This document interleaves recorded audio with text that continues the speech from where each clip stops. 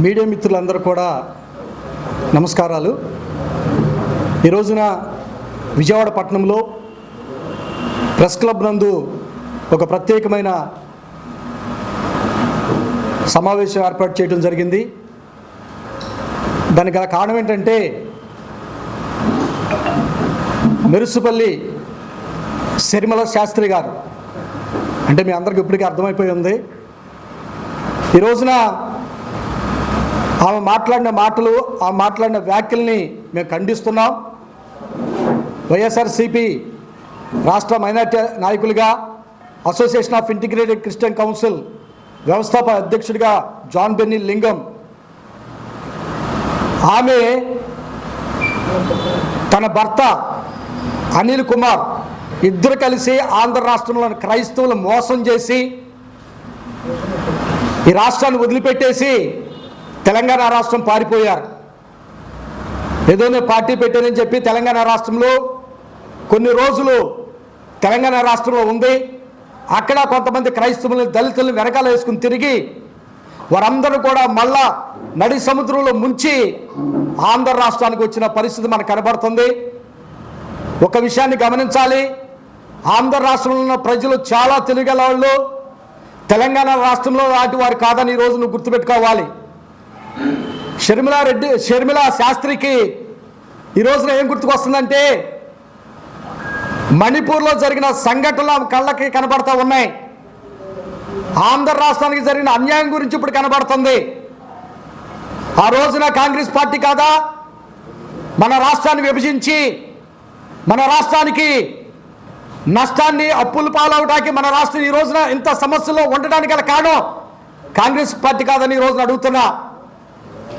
ఈ రోజున ఏం చెప్తుంది, మొట్టమొదటి సంతకం స్పెషల్ స్టేటస్ మీద పెడతారు రాహుల్ గాంధీ అని చెప్తుంది. ఆ రోజున ఎవరిని అడిగి మన రాష్ట్రాన్ని విభజించారు? వారి కొమ్ము కాస్తూ ఈ రోజున ఆంధ్ర రాష్ట్ర ప్రజలు ఆగ్రహానికి గురైంది కాంగ్రెస్ పార్టీ.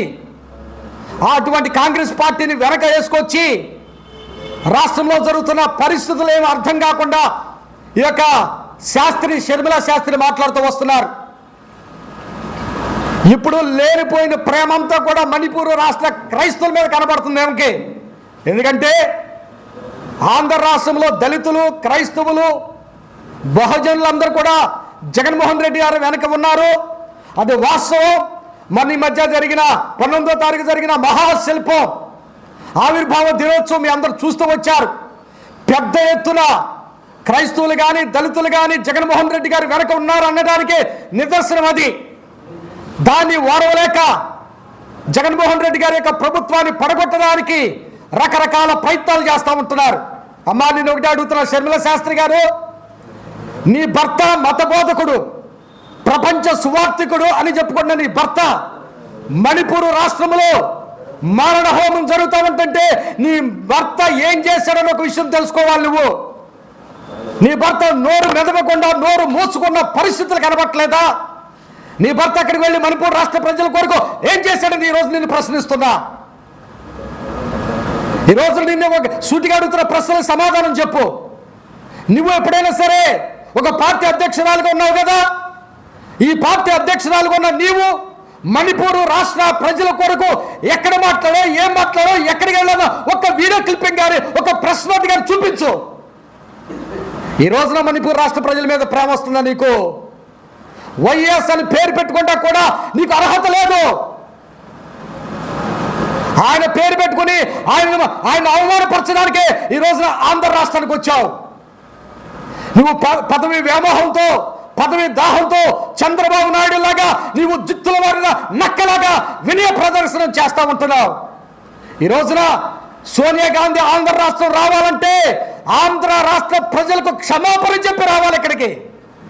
ఎందుకంటే రాష్ట్రంలో యవనస్తులు ఉద్యోగాలు లేక ఎంత ఇబ్బంది పడుతున్నారు నువ్వు చేసిన పనులకి, కాంగ్రెస్ చేసిన పనులకి.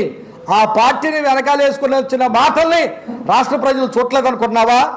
తప్పనిసరిగా నువ్వు క్షమాపణ చెప్పాల్సిన అవసరం ఉంది. ఈ రోజున జగన్మోహన్ రెడ్డి గారు ఆయన పాలనలో అందరూ సమాన దృష్టిలో చూస్తున్నారు.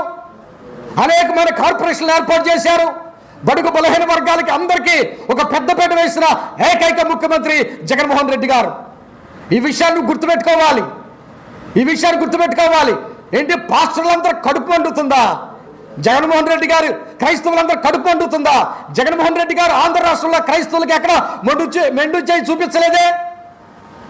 ఇమాములకి, అర్చకులకి ఎలాగైతే గౌరవవేతనాలు ఇస్తున్నారో అలాగే పాస్టర్లకు కూడా గౌరవవేతనం ఇస్తూ అందరినీ కూడా మంచిగానే చూస్తూ వచ్చారే. ఈ రోజున ఏం మాట్లాడుతున్నావు నువ్వు మాట్లాడతాక ఏమీ లేకుండా అబద్ధపు మాటలు, చంద్రబాబు నాయుడు లాగా మోసపూరితమైన మాటలు మాట్లాడుతామంటే రాష్ట్ర ప్రజలు చూస్తూ ఊరుకారని గుర్తుపెట్టుకోవాలి. శర్మిల శాస్త్రి, అర్థమవుతుందా?